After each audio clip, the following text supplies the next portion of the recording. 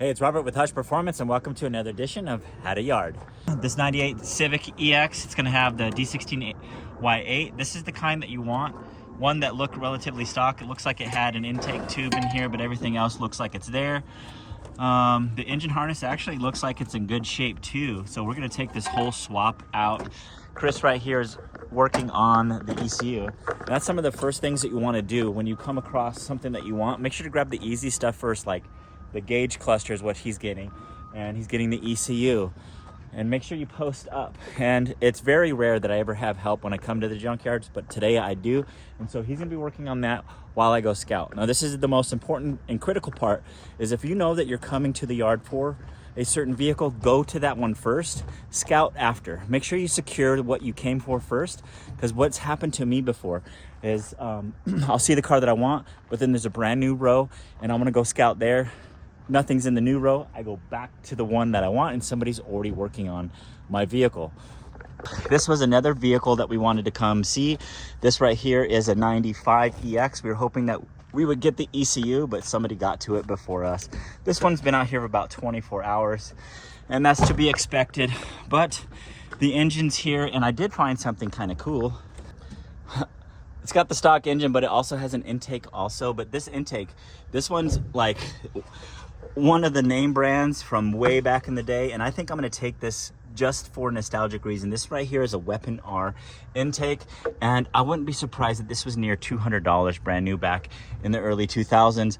I want this just strictly for nostalgic purposes, but this engine does look in good shape. We'll see how many miles are on it. 271, that's to be expected with something like this. I mean, these cars were cars that you daily drove. They were family vehicles. So we're probably gonna leave the engine behind, but what we will grab is the shifter, the shift cables. People need that intermediate shaft as well. So in the new row, I see a CB7. It's got some clear corners. Does that mean it's modified? What if I open the hood and there's an 822 in it? I'm actually hoping that it's going to be a manual. I really need the shifter, and it's not. But it has a black dash. So you guys with the cords out there, you know that these came in only certain models. I wish the whole interior came in black. I think the SEs did, but they usually had like a leather door panel card, and it always end up looking like this anytime I've seen some. So I wasn't a fan of those, and I believe they all came with leather seats too. A manual CG, these are relatively rare in terms of finding the manual.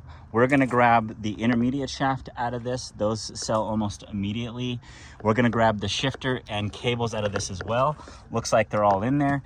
And they also have a manual gauge clusters. People that are doing manual swaps in these are gonna want that. Nothing amazing new today, other than at least what we came for is mostly here. We're gonna get a full EX swap. And then we do got a really cool Weapon R intake. Hey, so now that you're all set up, one of the other things that I would suggest that you do if you're gonna be pulling an engine, mark your territory and then go get your engine hoist. Don't wait until you need your engine hoist don't wait until you need your engine hoist, because by then everyone else has got them. This yard right here, it's not too far away, but there's often, we'll have to come all the way down to the bottom when our car's all the way in the rear.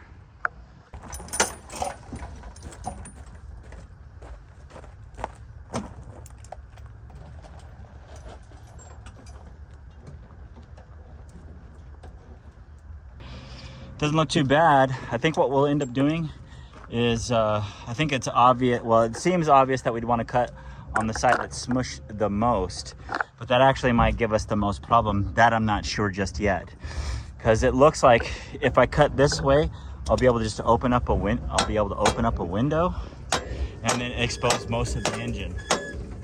Cutting this way, everything's folded on top of each other, which means there's more stuff to cut, which means there's less battery life that you'll have less battery life and less saw life.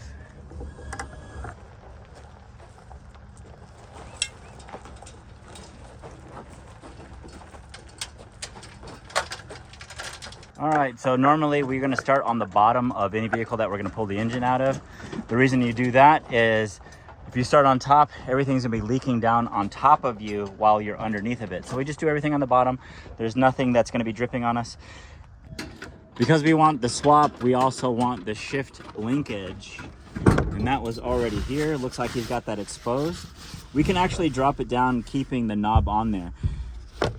Depending on your yard, they may charge you extra for the knob. They might see it separately, or they could include it.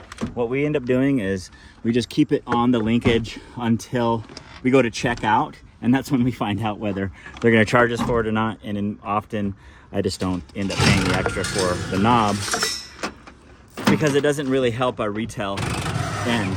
Like, our people buying the linkages aren't gonna pay any extra for the stock knob. All right, Chris is working over here, and he's found some things. You said something's cooked. You think the transmission? Oh, the distributor. And when you look at our... Oh, it's wrapped around. Yep. The condenser's wrapped around the transmission well. So we'll see what's going on. So while he's working over there, I think I'm gonna just start cutting on this side. Maybe through here, through here. Again, you're trying to avoid cutting through things that you don't want to. That way you can preserve your battery. Of course, that depends on how many batteries you have. One thing I learned from my friend: to preserve your blade, go slow. It gives it time for the metal to work its way out of the teeth. Otherwise, it gets too hot and it melts inside the teeth. And then that's actually what wears your blade out, is the molten material stuck in. Things that I don't want to cut with my blade, keep my battery and the blade lasting as long as I can. And so I'm just cutting away things that it might cut into, moving them out of the way. And I'm being strategic on where I'm doing my cuts.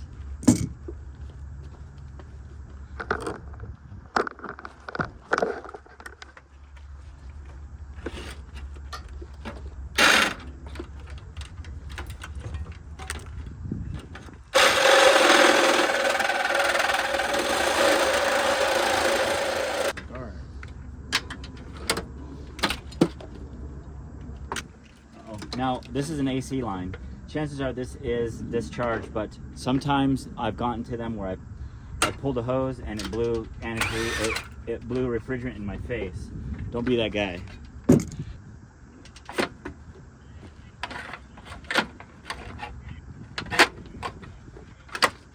Probably blew the refrigerant out of somebody's back.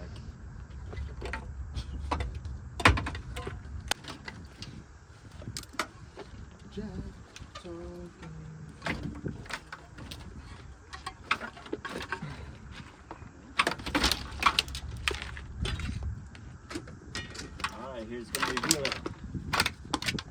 Not that bad. You know, it could always be worse. That's right. I mean, that slave cylinder's good. I know. What are you talking about? That thing is like new.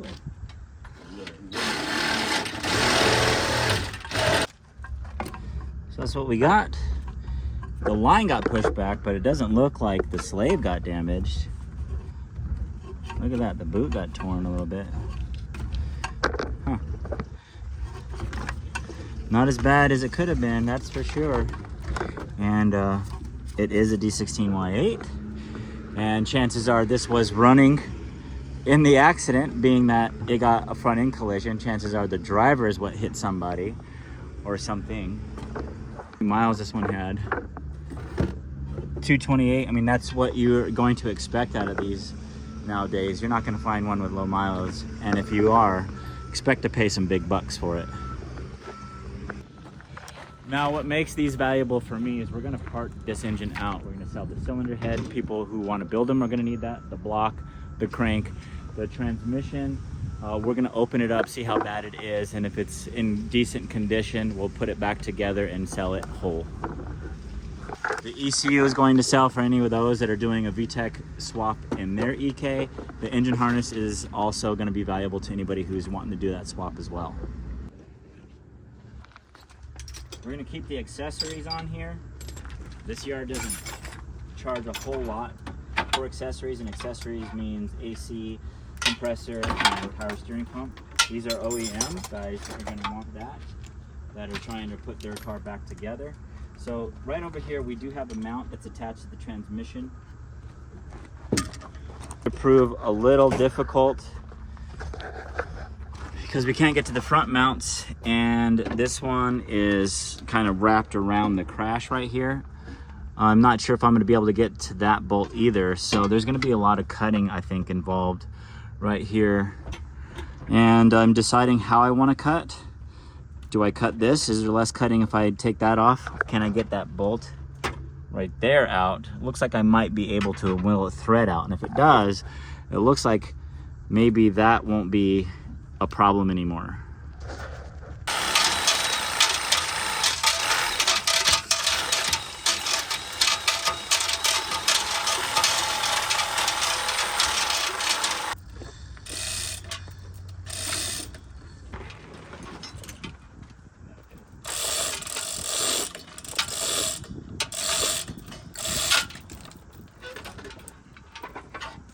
Ooh, I have a big DX exhaust manifold. I'm gonna put this on the CRX right away.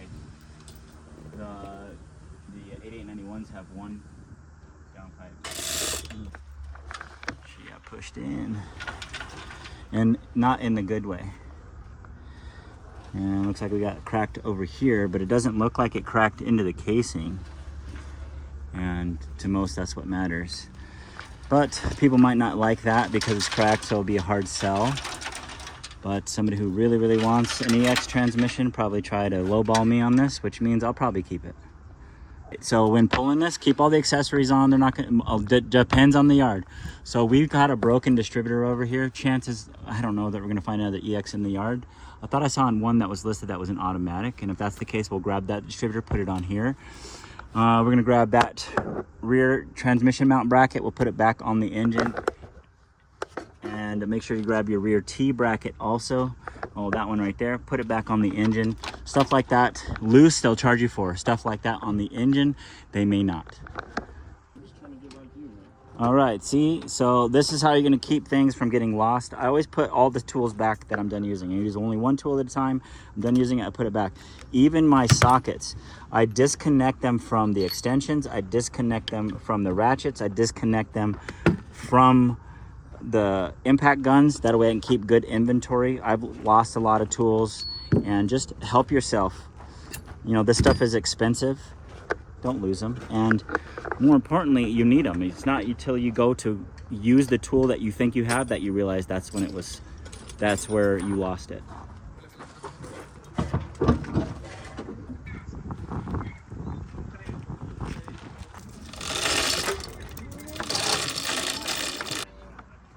That distributor. All right, that's the engine. You saw what it looked like when it came out. We washed it up real good. This is so complete. We might actually keep it for a project here in the shop. Not sure yet. But look how clean Chris got this. And look at the numbers that it's doing. That is a really sharp engine. And so that's what we're saying. Like the ones that are crashed are most likely were running before the accident. But that doesn't necessarily mean much for the ones that aren't. We've picked up plenty of engines that work just fine that weren't in any kind of accident.